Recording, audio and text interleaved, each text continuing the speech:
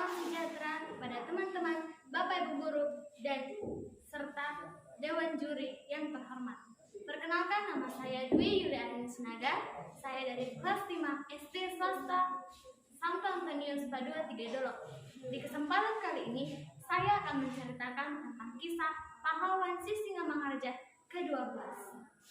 Sisingamangaraja 12 adalah seorang pahlawan dari Tapanuli, sekaligus seorang raja di negeri Toba, tepatnya di Sumatera Utara. Nama kecil beliau adalah Patuan Besar Sinambela, yang kemudian dijuluki dengan Oku Pulau Batu. Beliau juga sangat dikenal dengan julukan nama Patuan Besar Oku Pulau Batu. Dan bukan hanya itu saja, beliau juga digelar dengan Raja Imam. Sisingamangaraja 12 lahir di daerah Bangkara pada tanggal 18 Februari 1845. Beliau adalah Raja Batak ke-12 yang naik tahta pada tahun 1867 yang diangkat oleh ayahnya sendiri yang bernama Raja Oku Sohahuaot. Penobatan Sisingamangaraja 12 sebagai Maharaja di negeri Toba bersamaan dengan dimulainya open door policy atau politik pintu terbuka.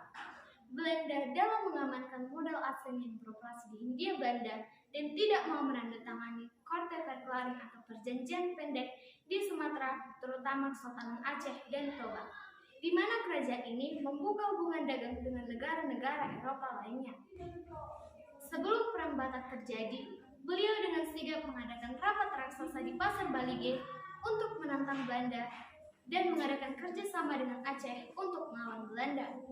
Akibat dari keberanian, ketangguhan, dan kejaksanaan beliau yang pantang menyerah, Belanda melakukan upaya pendekatan atau diplomasi dengan menawarkan Raja Sisingamangaraja ke-12 sebagai Sultan Batak dengan berbagai hak istimewa sebagaimana lazim dilakukan Belanda di daerah lainnya.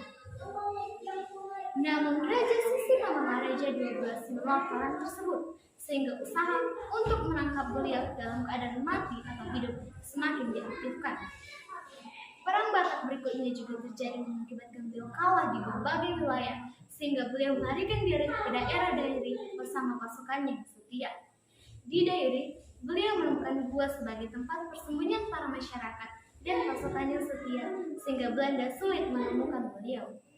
Dan pada akhirnya, Belanda mengerahkan pasukannya untuk mencari ke berbagai daerah, dan beliau bersama pasukan yang setia berhasil ditemukan oleh Belanda.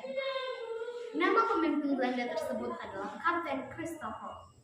Perang Batak selanjutnya juga terjadi mengakibatkan beliau meninggal akibat kekebalan tubuhnya sirna setelah terkena darah anak beliau sendiri. Jenazah Raja Sisingamangaraja ke-12, Patuan Nagari dan Patuan Anggi dibawa dan dimakamkan oleh Belanda di Tangsi Tagutok, serta pada tahun 1953 jenazah Raja Sisingamangaraja ke-12, Patuan Nagari dan Patuan Anggi kembali dimakamkan di makam pahlawan nasional Soko Surung Balige yang dibangun oleh pemerintah, masyarakat, dan keluarga. Digelari sebagai pahlawan kemerdekaan nasional dengan surat keputusan pemerintah Republik Indonesia nomor 590 tertanggal 19 November 1961.